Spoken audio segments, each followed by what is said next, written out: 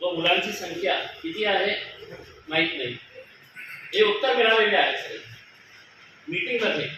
आणि सगळं त्यांना सांगितलेलं आहे की हे शालेय शिक्षण प्रवेश सुधारणे सर्व शिक्षण अभियानाअंतर्गत. आता आपल्याला सगळ्यांना माहित आहे की सगळ्यात जास्त ड्रॉपआउट रेट कोणत्या समाजामध्ये आहे? एक मुस्लिम समाजामध्ये आहे आणि दुसरा दलित समाजामध्ये आहे. सगळ्यात जास्त ड्रॉपआउट. आता जे शिक्षण अधिकारी आले त्यांना माहीतच नाही की किती मुले बाहेर आहे, कितीने ऍडमिशन घेतलेले नाही आहे, अल्पसंख्याकांची किती आहे, त्याच्यामध्ये मुस्लिम किती आहे, बुद्धिस्ट किती आहे, त्यांचा पर्सेंटेज काय आहे एनरोलमेंटचा, किंवा ड्रॉपआउट झालेले आहे का. आणि हे विद्यार्थी संख्या वाढवण्यासाठी आपण काय उपाय योजना केलेली आहे? तर काही नाही. म्हणजे ते उत्तर देता देता असं म्हणाले की जे मुले आहे मुस्लिम समाजाचे विशेषतः ते त्याच वेळी मदरसामध्ये जात आहेत म्हणून ते शाळेमध्ये येत नाही. आता मी त्यांना विचारलं की मला आकडे सांगा, किती असं मुले आहेत तुमच्या सर्वेक्षणामध्ये? काय काय आलेलं आहे की किती मदरसामध्ये किती मुले गेलेले आहेत जे शाळेला येत नाही? काही नाही. ते मला असं बोलायचं होतं, एका गावाला मी गेली होती तर तिथे मुलांना विचारलं तर ते म्हटलं की आम्ही मदरसाला चाललो. म्हणजे असं होतं की स्कूलमध्ये किती एनरोलमेंट झालेला आहे, किती मुले शाळेला जातच नाही आहे, त्यांचं ऍडमिशनच झालेलं नाही आहे, याच्यासाठी केंद्र सरकारने स्कीम केलेली आहे. आणि आपल्याला माहीतच नसेल. आता उर्दू शिकवण्यासाठी अधिक संसाधने उपलब्ध करण्यासाठी आपल्याला आश्चर्य वाटेल, उर्दू शाळांमध्ये किती अल्पसंख्याक मुले शिकत आहेत. डेटाबेस आणि डेटा इकट्ठा करून आपल्याला देऊ. आता खरी स्थिती हे आहे की अनेक ग्रामीण क्षेत्रामध्ये असे उर्दू शाळा आहे की जे फक्त 8वी पर्यंत आहे. आणि इतक्या सारे शाळांनी जिल्हा परिषदला पत्र पाठवलेले आहे, प्रस्ताव दिलेले आहे की 8वी पर्यंत जेव्हा मुला मुली जे शिकत आहेत त्यांना 9वी 10वी पर्यंत येण्यासाठी काहीही शिक्षण त्यांना घेता येत नाही, कारण ते वर्ग ही देण्यात आलेला नहीं है. अब मुसलमान समाज के अंदर ये हो रहा है कि बच्चे और बच्चे 8वीं तक पढ़ रहे हैं और 8वीं के बाद तो एजुकेशन ही नहीं घेत. आता त्यांचं म्हणणं आहे की आम्ही सरकारला पाठवलेले आहे. आता सरकारमध्ये कोणी बसलेले होते? आता समजा भाजपवाले आले, सेनावाले आले, याच्या अगोदर कोण बसलेले होते? तेच राष्ट्रवादीवाले, तेच काँग्रेसवाले, तेच शिवसेनावाले. त्यांना कधी असं वाटलं नाही का मुस्लिम समाजाच्याही शिक्षणाबाबतीत आपल्याला विचार करण्याची आवश्यकता आहे? मी त्यांना उदाहरण दिले की औरंगाबादचा जे नू सिद्दीकी लड़का आहे, युवा आहे, जे यूपीएससी एक्झाम पास केलेला आहे, उर्दू शाळेला जात होतं, यूपीएससी पास केलं त्याने. आता याचा अर्थ मुस्लिम समाजामध्ये कॅलिबर आहे, तुम्ही त्यांना शिक्षणाची संधी तर द्या. आणि आपल्या खिशातून देत आहे का? केंद्र सरकार पैसे देत आहे, आम्ही आणणार पैसे तुम्हाला, आता तुम्हाला इम्प्लिमेंट करायचे आहे. आता उर्दू शिक्षकांच्या जिल्ह्यात यांच्या म्हणण्यानुसार मला तर शंका आहे 512 पदे आहेत उर्दू शिक्षकांच्या जिल्ह्यामध्ये, आणि त्यांच्या म्हणण्याप्रमाणे 96 पदे रिक्त आहेत. म्हणजे जवळपास 100 उर्दू शिक्षकांचे पदे रिक्त आहेत. आता मदरसा शिक्षणाचे आधुनिकीकरण हे केंद्र सरकारची योजना आहे. हेही आपल्याला आश्चर्य वाटेल की जे मला हे म्हणतात की साहेब ते मुस्लिम जे मुलं आहे ते याच्यामध्ये जात नाही कारण ते मदरसामध्ये जातात. मी त्यांना विचारलं किती मदरसे आहे सांगा जिल्ह्यामध्ये. जिल्ह्यामध्ये किती मदरसे आहे आणि त्या मदरस्यामध्ये किती मुले जात आहे, किती मुले मदरस्यामध्ये शिकत आहे. आश्चर्य वाटेल आपल्याला. एकाही अधिकाऱ्याला माहित नाही आहे की किती मदरसे आहेत. मग जनरलाइज स्टेटमेंट करायचं की नाही साहेब मुसलमान बच्चे पढ़ नहीं रहे, मदरसे में जा रहे हैं. अरे किती चालले? आम्हाला ही चिंता आहे त्यांच्या बाबतीत. आम्हाला ही पाहिजे त्यांना की आम्ही त्यांना ही मॅथ्स, इंग्लिश, केमिस्ट्री, बायोलॉजी याचेही शिक्षण, कम्प्युटरचे शिक्षण तर याच्यासाठी आणि आपण मदरसा शिक्षणाचं आधुनिकीकरण करण्यासाठी सरकारने हे काढलेलं आहे की आम्ही तुम्हाला कम्प्युटर देऊ, आम्हाला तुम्हाला सायन्स सब्जेक्ट देऊ. म्हणजे आपल्याला आश्चर्य वाटेल की किती विद्यार्थी मदरसा जाते याची आकडेवारी नाही. मदरसांनी 2016 ते आजपर्यंत प्रस्तावच दिले नाही म्हणून लाभ मिळाला नाही. त्यांचं म्हणणं आहे की मदरसे आमच्याकडे येत नाही म्हणून आम्ही त्यांचा प्रस्ताव तयार करत नाही, पाठवत नाही आणि म्हणून त्यांना काही मिळालेलं नाही. 2018 ते 2019 मध्ये फक्त 4 मदरसांनी प्रस्ताव दिला. 2018-19 4 मदरसांनी प्रस्ताव दिला. जेव्हापासून हे स्कीम सुरू झाली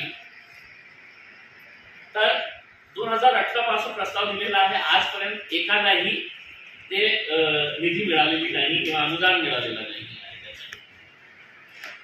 म्हणजे हे पंतप्रधानांची बोलायचं आहे, दाखवायचे आणि करायचं काही वेगळंच जमिनी स्तरावर आणि कोणीही विचारायला तयार नाही. हे प्रश्न डॉक्टर कराड साहेबांना महत्वाचा नाही आहे का?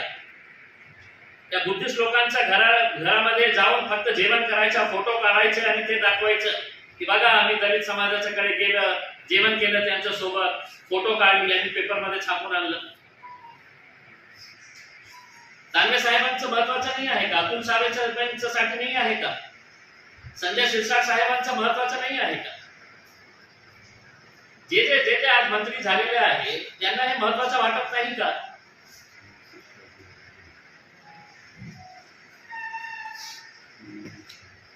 आपल्याला माहित असेल की या मदरसा शिक्षणाचे आधुनिकीकरण जे स्कीम होती त्याच्यामध्ये काही 2-3 वर्षापूर्वी आम्ही जेव्हा आढावा घेतला होता त्याच्यामध्ये खूप बोगस मदरसे आढळून आले होते. बोगस मदरसे, त्याचे FIR रजिस्टर करण्यात आलं होतं आणि मी विधानसभेमध्ये सांगितलं होतं, कलेक्टरांना सांगितलं होतं की कोणालाही सोडायचं नाही. बोगस मदरसे तयार केले होते. एका खोलीमध्ये हे दिवाट दाखवायची की हे मदरसेचा बोर्ड आहे, तेच दुसरा एक बोर्ड तयार करून आणायचे आणि तिकड लावायचे की एक दुसरा मदरसा झाला. अशा प्रकारचे हे सगळं बोंबट कारभार होतं. आणि त्याच्यामध्ये आपण काय सुधारणा केली त्याच्यामध्ये हे जेव्हा उघडकीस आलं आणि उघडकीस आलं म्हणजे कलेक्टर ऑफिसचे लोकही त्याच्यामध्ये सामील होते. म्हणजे एकटं ते मदरसेवाले खात होते असं नाही आहे. खूप मोठे मोठे मदरसेवाले होते जे पैसे लाटत होते गरीब मुलांचे आणि काही हिस्सा जे आहे ते कलेक्टर ऑफिसच्या लोकांकडे जात होतं. त्याच्यानंतर काहीही मतलब त्याच्यामध्ये सुधारणा केली नाही. आपण त्याच्यामध्ये इम्प्रूव्हमेंट करू. आता अल्पसंख्याक समुदायातील गुणवंत विद्यार्थ्यांसाठी शिष्यवृत्ती योजना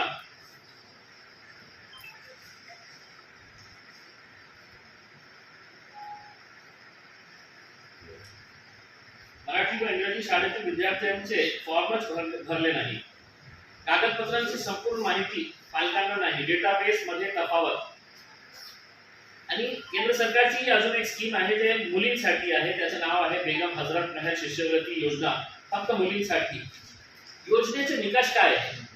कोणती मुली जे आहे ते क्वालिफाय होते याच्यासाठी अधिकाऱ्यांना माहित नाही. निकष काय आहे आम्ही बघून आपल्याला सांगेल. आम्ही डिटेल्स काढून आपल्याला देते. तालुका वाईज कम से कम डेटाबेस द्या. आतापर्यंत किती मुलींना या स्कीम मध्ये फायदा मिळालेला आहे तर आपल्याकडे ना आकडेवारी आहे त्याची ना डेटाबेस आहे. अच्छा, पोस्ट मॅट्रिक प्री मॅट्रिक जे स्कॉलरशिप्स आहे 2020-21 वर्षात हे खूप महत्वाचं आहे.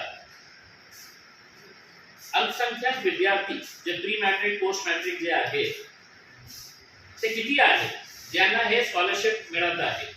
प्री मॅट्रिक पोस्ट मॅट्रिक ते केंद्र सरकार आपल्याला देतं.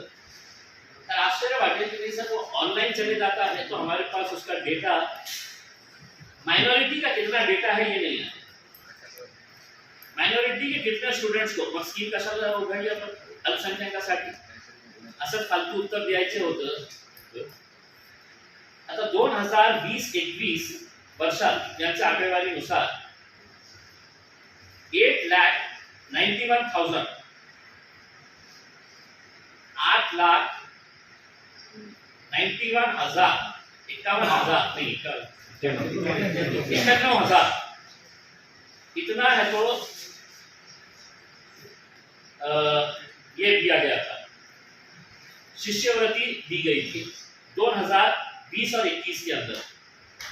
2021-22 के अंदर ये आंकड़ा बढ़ना चाहिए था, क्योंकि जिस पीरियड का ये है उस वक्त कोरोना था, स्कूल नहीं जा रहे थे बच्चे, कंप्यूटर इंस्टीट्यूट बंद थे, कहीं किसी के पास है तो कंप्यूटर नहीं था, बच्चों को कंप्यूटर का नहीं आता था। 2021-22 में ये आंकड़ा जो 8,91,000 था 2021 के अंदर, वो आंकड़ा हो गया 4,42,332, यानी कि ऑलमोस्ट 50% कम हो गया। अब हमने उनसे ये पूछा कि अचानक इतना कैसा कम हो जाता है, या तो ड्रॉप आउट हो गया है, बच्चों ने आगे पढ़ना छोड़ डाले हैं, अब बच्चे पढ़ नहीं रहे हैं, एडमिशन ही नहीं लिए है, कंटिन्यू नहीं किए हैं एजुकेशन। ये बहुत सीरियस ये है। एक तरफ सर्व शिक्षा अभियान का सब अच्छे नामा दे देते हैं, सर्व शिक्षा अभियान, खूब गाजा बाजा करते हैं। अब यहाँ पे एक साल के अंदर 50% ये अगर आंकड़ा आ जाता है तो इसकी जिम्मेदारी किसके पास है? 50% कम हुए हैं जो शिष्यवृत्ति का ये है। एक ITMI स्कीम है सेंट्रल गव्हर्नमेंट की, ज्याच्यामध्ये त्या योजनेअंतर्गत अल्पसंख्याक शाळांना अनुदान मिळतं। अल्पसंख्याक शाळांना, आता अल्पसंख्याक शाळांना मुस्लिम शाळा किंवा कोणी बुद्धिस्ट समाजाची शाळा असू द्या, त्यांना अनुदान केंद्र सरकारकडून मिळतं। किती मिळतं पैसे? ते 50 लाख रुपये केंद्र सरकारकडून। आता याचे आकडे बघा, 2019-20 ला 50 लाख रुपये अनुदान केंद्र सरकार देतं। प्रस्ताव किती? 2 प्रस्ताव आले 2019-20। 2018 मध्ये 5 शाळांना पहिला हप्ता मिळाला, दुसरा हप्ता मिळालाच नाही।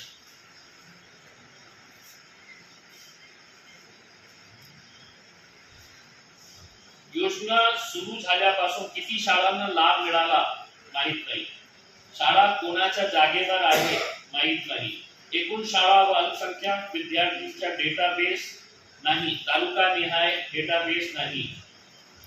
डीपीडीसी मधून फक्त 2 लाख वर्षाला मिळते, सतत फक्त 5 वर्ष त्याची संख्या जास्त। म्हणजे जे केंद्र सरकार 50 लाख रुपये देतं शाळेच्या अनुदान योजना म्हणून 50 लाख रुपये देतं, त्याच्यामध्ये कोणीही अप्लाय करत नाही। डीपीडीसी मधून आपल्याला खूप बहुत आसानी के साथ 2 लाख रुपये मिलते हैं, 2 लाख रुपये। तो उनका बोलना ये है कि साहब हमारी वो जो स्कीम है उसके लिए थोड़े पेपर ज्यादा लगते हैं, तो लोग आते नहीं, यहाँ से 2 लाख रुपये ज्यादा आसानी से मिल जाते हैं, तो 2 लाख रुपये यहाँ से ले लेते। हर साल 2 लाख रुपये लेते हैं, यानी कि 5 साल के लिए स्कीम रहती है, किसी ने अप्लाई किया है तो उसको 10 लाख रुपये है तो 5 साल के अंदर मिलते हैं। अब मुझे बताइएगा कौन सा ऐसा स्कूल होगा जो बोलेगा कि नहीं मेरे को तो 50 लाख रुपए का अनुदान नहीं चाहिए।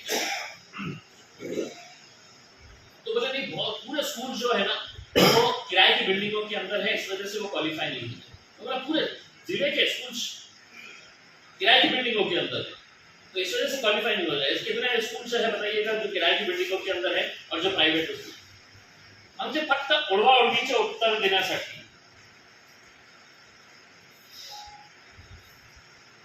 दूसरे जो है 2-4 और है, मैं इसका आपको जो शहरी स्वयंरोजगार योजना NULM चे मध्ये बँकेत 2 वर्षापासून प्रस्ताव प्रलंबितच आहे। महानगरपालिकेचे जे NULM हँडल करतं, जे शहरी स्वयंरोजगार योजना जी आहे NULM की, नेशनल अर्बन लाइवलीहुड मिशन के तहत, उनका बोलना ये है कि पिछले 2 साल से हमारे प्रपोजल जो है वो बैंकों के अंदर पड़े हुए हैं, बैंक है तो कॉपरेट नहीं कर रहे हैं। अरे बँकाचा स्वतःचा त्यांच्या बापाचे पैसे आहे का? तुमच्या बापांनी तिथे दिल्लीमध्ये सांगितलेले आहे की हे स्कीम मी राबवत आहे, माझी बँक आहे, हे पंतप्रधानांनी डिक्लेअर केलेलं आहे, कोणी इम्तियाज जलीलने डिक्लेअर केलेलं नाही आहे स्कीम, आणि ते बँक म्हणतं की नाही आम्ही पास करणार नाही करते। मग कशाला आपल्याला लोकांना उल्लू बनवण्यासाठी पंतप्रधान आहे तो इतका मोठा गाजाबाजा करतो? तुमचे बँक जे नॅशनलाइज बँक्स आहे ते त्याच्यामध्ये सहकार्य करत नाही. आता त्यांचं म्हणणं आहे की 2 कोटी रुपये आम्ही वाटले होते त्याच्यामध्ये, अल्पसंख्याक किती तर आम्हाला माहित नाहीये. हे अल्पसंख्याकासाठी आहे. एन्युएलएमचं जे स्कीम आहे त्याच्यामध्ये त्यांचं म्हणणं आहे की आम्ही 2 कोटी रुपये वाटले होते, आणि किती अल्पसंख्याकांना दिलेले आहे, कसं त्याचं कॅटेगरायझेशन होतं की मुस्लिम्सना किती, बुद्धिस्टना किती, ख्रिश्चन्सला किती दिले आहे, जैन सिखांना किती दिलेले आहे, त्याचा आकडा आपल्याकडे नाही आहे. कौशल्य प्रशिक्षणाद्वारे रोजगाराची उपलब्धता.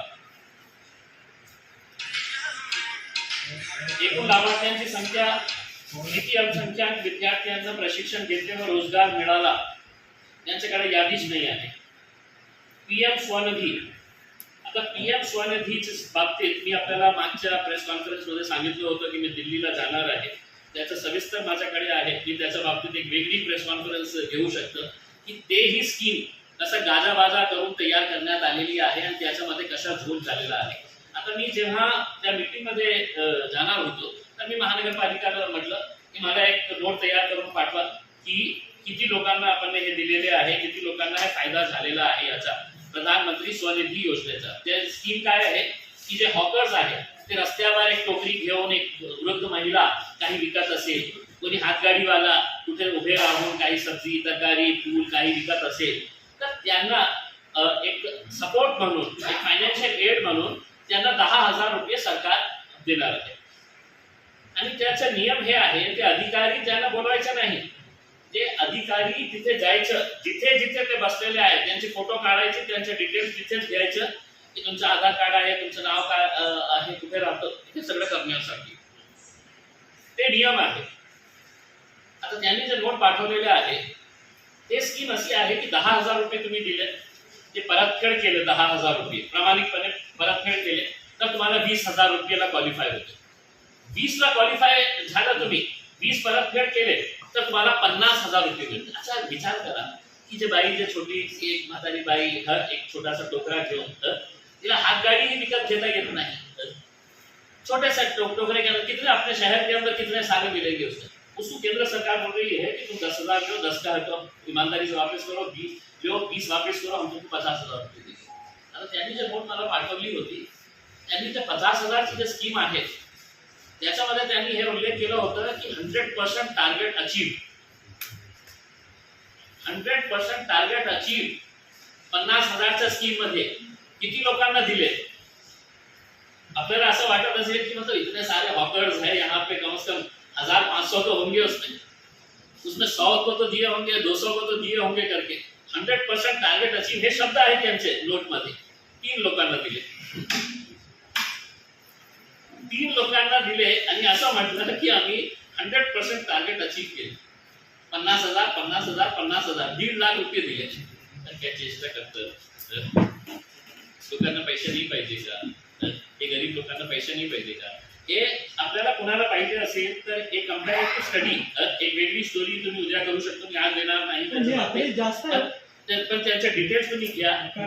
मी एक स्टोरी केलेलं होतं, याच्यात आकडे जास्त आहेत, 3 नाही. कधीची आहे? नाही, कुठल्या वर्षात? मी 50,000चं बोलतो. 50,000चा 10,000चं जे आहे 10,000च्या, आता मी आपल्याला त्याचं जे याच्यामध्येही जे झोल चाललेला आहे. औरंगाबाद मध्ये शागनमध्ये एक एजंट आहे जे सब्जी तरकारी विकणारा जे आहे त्यांच्याकडे हप्ते वसूल करण्यासाठी जे पोलिसांना पुरवतो, महानगरपालिकेच्या अतिक्रमण विभागाला एक माणूस आहे शागनमध्ये. 2 लोक आहेत असे जे हे सगळं काम करतो असतं. ते फेरीवाल्याकडून त्याचे पैसे इकट्ठा करतो, ते ट्रॅफिक पोलिसवाल्यांनाही देतो आणि ते महानगरपालिकेचं हे अतिक्रमण विभागालाही देतो. आता त्यांनी काय केलेले आहे, आता मी औरंगाबादमध्ये बाबतीत बोलत नाही, देशामध्ये जेव्हा आम्ही हे रिव्ह्यू केलं तर झालं असं कि एक एजेंट है, उन्हें वो गरीब सब्जी वाली के पास जाता, बोलता मैं तुम्हारा आधार कार्ड दो करके, तुम्हारा नाम दो, तुम्हारा के ऊपर डॉक्यूमेंट दे डालो, ये इसके ऊपर साइन करो. अगर वो मातारी अगर होशियार है थोड़ी तो उसके हाथ में 5,000 रुपये रख देता है. कुछ नहीं करने का, तुम्हारा आधार कार्ड दे डालो, तुम्हारा ये कर दो, ये डॉक्यूमेंट दे डालो, इसके ऊपर साइन कर डालो, अब उसको पकड़ में 5,000 रुपये मिल जा रहे हैं. ये लिस्ट डिक्लेयर होने से पहले, अब मैं आपको ये बताऊं मैंने जब इसका रिव्यू कल की मीटिंग के अंदर अल्पसंख्यक के लिए किया, मैंने एडिशनल कलेक्टर साहब को बोला कि साहब इसकी इंक्वायरी लगाइए आप।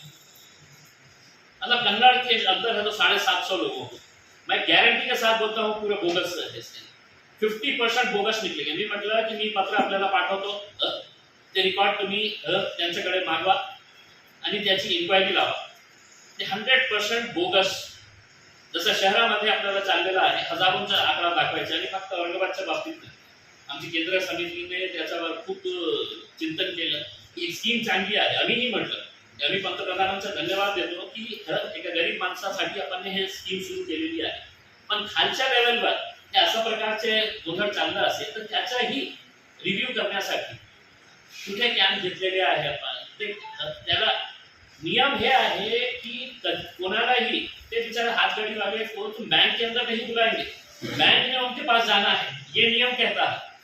अधिकारी ने उनके पास जाना है कि तू कहाँ पे बैठा है, तू उस्मानपुर में बैठा है, तू सागर में बैठा है, तू कौन सी मार्केट के अंदर बैठा है, कहाँ बैठा है करके.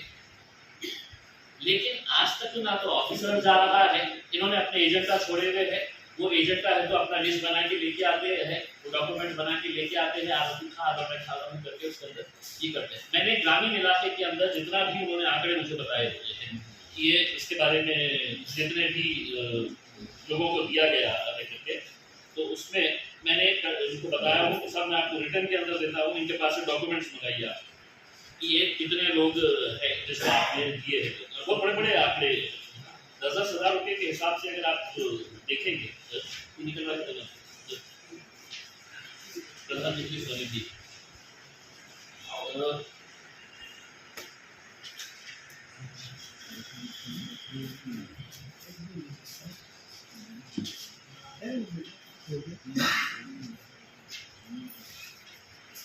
आता राज्य आणि केंद्र सेवा भरती, पोलीस भरती प्रशिक्षण, बँकिंग, रेल्वे, सार्वजनिक विभागासाठी प्रशिक्षण वर्ष 2021 एम्प्लॉयमेंट ऑफिस मध्ये महाराष्ट्र सरकारचं जे एम्प्लॉयमेंट ऑफिस आहे त्याच्यामध्ये रजिस्ट्रेशन करावं लागतं आणि नियम हे सांगतं की एम्प्लॉयमेंट ऑफिसने जिथे इंडस्ट्रीज आहे त्या इंडस्ट्रीजला बोलवून जॉब रिक्रुटमेंट कॅम्प करायचे हे नियम आहे.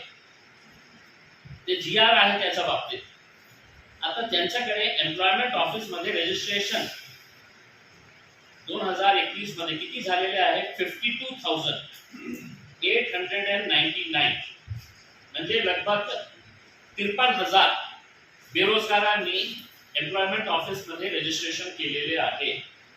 आणि रोजगार किती लोकांना मिळालेला आहे 53,000 रजिस्ट्रेशन. रोजगार मिळाला 355 लोकांना. 53,000 कुठे आणि 355 लोकांना रोजगार मिळाला.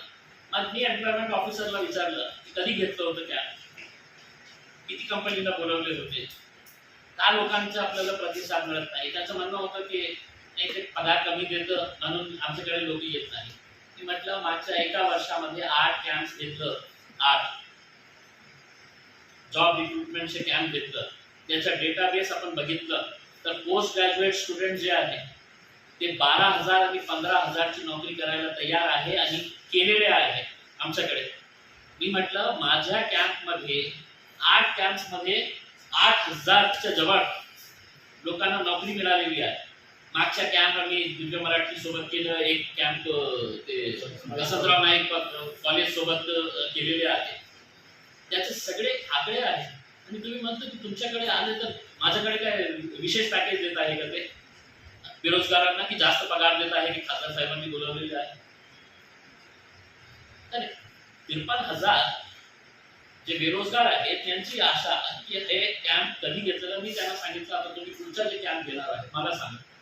माझ्याकडे कमीत कमी 8-10 हजार मुलांचा आताही डेटाबेस अवेलेबल आहे की ज्यांना नोकऱ्या पाहिजे. डेटाबेस तयार आहे, मी पाठवतो त्यांना. पण तुम्ही कॅम्पच घेणार नाही, घेतलं तर किती कंपनी आले त्यांच्या कॅम्पमध्ये. औरंगाबादमध्ये किती कंपनीज आहे 500 पेक्षा जास्त कंपनीज आहे आपल्याकडे. 7 कंपनीज आले होते, 7. आपल्याला ही कळतं ना की किती इंटरेस्ट आहे त्यांचा हे बेरोजगारी संपवण्यासाठी. आता पोलीस शिपाई भरती योजना, आता पोलीस शिपाई भरती योजनेसाठी केंद्र सरकारने कोणती एजन्सी नेमवा तुम्ही, त्याला आम्ही पैसे देऊ पर स्टुडंटच्या आधारावर.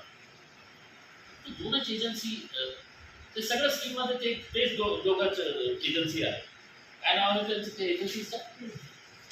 एक नाशिकची एजन्सी आहे, एक ही आज तक एक लड़के का अपॉइंट वो नहीं हुआ है पुलिस के अंदर भर्ती, वही एजेंसी को कंटिन्यू करते हैं. अब किसके रिश्तेदार है कलेक्टर ऑफिस के अंदर जिसकी एजेंसी है, दो एजेंसी आती है, एक अल इखलास एजुकेशन सोसाइटी और दूसरा है प्रबोधन बहुउद्देशीय संस्था. मौलाना आजाद वफा शिकवनी व संबंध योजना इन्हीं को मिली हुई है, यही दो लोग चला रहे हैं. पुलिस ट्रेनिंग कौन कर रहा है, तो यही दो एजेंसी कर रही है. अब पैसे कितने मिल रहे हो? लाखों में. मैंने अल इखलास एजुकेशन सोसाइटी प्रशिक्षणार्थी विद्यार्थी संख्या कितनी है उनके पास? 362. पैसा कितना दिया उनको? 20,68,000.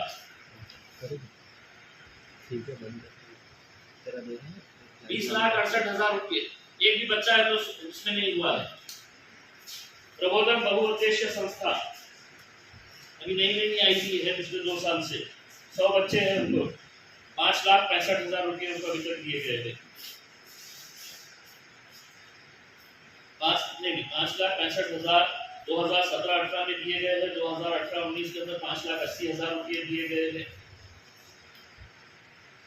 2019 से ये स्कीम है तो इन्होंने बंद कर दिए है. अब नया प्रपोजल मंगाए हैं, अब पता चला है कि नए प्रपोजल में भी यही लोग फिर से आए हैं.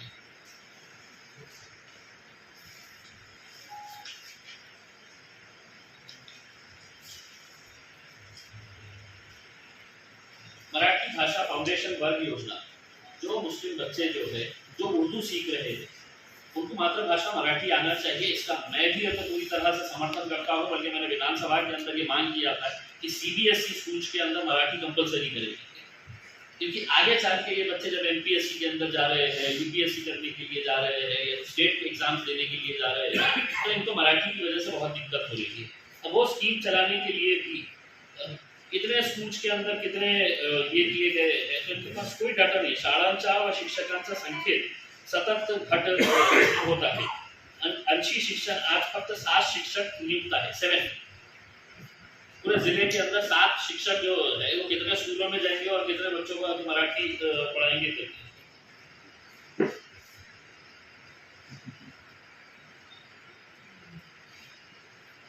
अच्छा, ग्रामीण गृह, ये जो प्रधानमंत्री आवास योजना, इसके अंदर गवर्नमेंट ने टारगेट दिया हुआ है कि कितने है तो आपको किसके हिसाब से, परसेंटेज के हिसाब से देना है करके.